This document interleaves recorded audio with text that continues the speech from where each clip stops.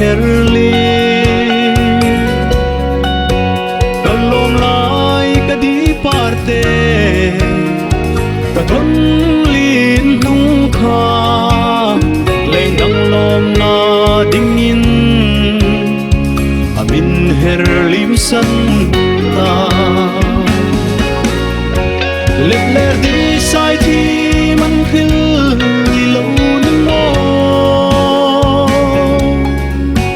chân to ca lung ngồi dấu lâu angur van lom nu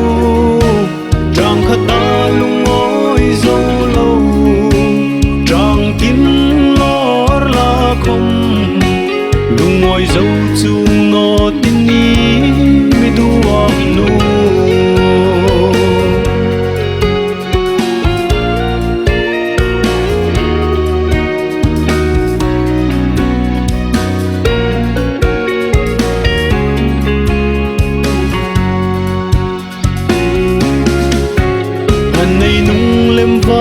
sangin lim lem mai ngai la lim na le mi chang ani don toi nu illi me ki ro sum mangai na lein i har su huna ke chu i chou ru lo ni tang ka di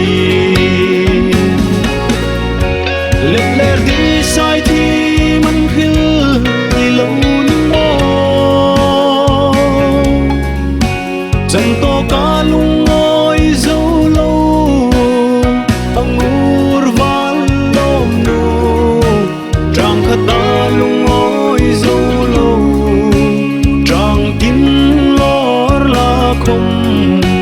lung ngồi dấu chung ngõ tin ni mi duam nu vel ro thil nakin angur vali bela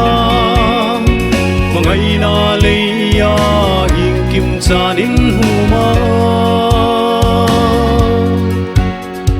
ita ding arin nun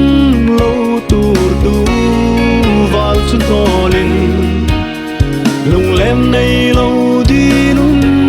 rong hello mong tra le lung lem nay lâu đi nun ro hello